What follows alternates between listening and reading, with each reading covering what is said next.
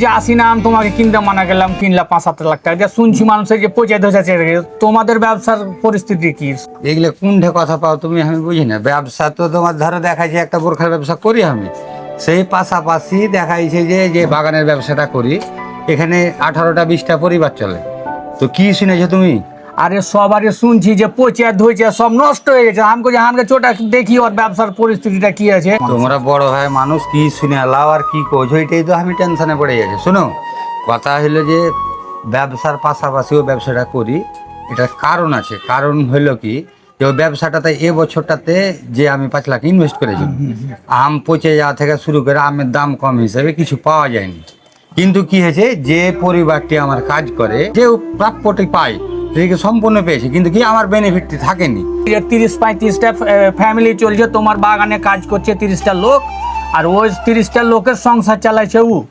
আমি কই তাইলে জিজ্ঞাসা করে দেখি যে ও আসলে ওভাবে চালাইছে না ও আর বেতন থেকে দিয়ে ওদের সংসার চলছে। না না না ভাই ভাই, এখন ঘটনা হলে শোনো, দুনিয়াতে মানবিক দিক দেখেই কিন্তু আমরা কাজগুলা করি।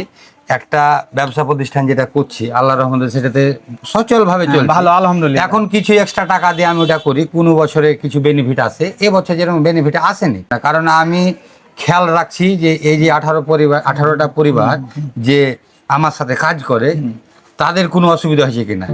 এখন সম্পূর্ণ যদি আমার দিকটা দেখি, এখন যদি হঠাৎ করে আমি ব্যবসাটা ছেড়ে দিই, ওই 18টা পরিবার কিভাবে চলবে, এখন হিমশিম খেয়ে যাবে।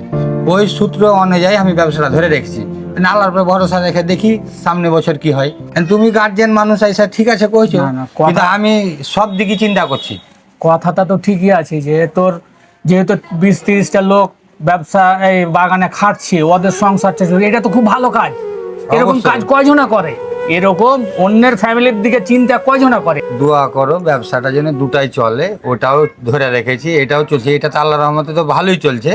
এখন এটা সব দিক মিলিয়ে চালাচ্ছি, সামনের দিকে আল্লাহ দিলে না না, এটা ভালো আইডিয়া। দরকার টাকাটুকু শর্ট পেলে আচ্ছা। করবে, আরো 5-10 লাখ টাকা দেওয়া যাবে। ওখানে প্রজেক্টের ব্যবসা দরকার হলে আরো বড় করতে হবে, 12 লোক খাটুক, সমস্যা কি আছে? সমস্যা নেই। চিন্তা করি না, ব্যবসা ভালোই চলবে আল্লাহর রহমতে। চা খাবে নাকি? চা না না, চা খাবো না, আমি একটু কাজে শুনে এখন আমি আচ্ছা। দেখি ওই আচ্ছা, যাও আপনার দেখা করে আসি। বুঝলে টেনশন করিও না, আর ব্যবসার মাথায় আছে না। আচ্ছা ঠিক আছে, ভালোভাবে তাহলে চালিয়ে যাও আচ্ছা। ব্যবসা।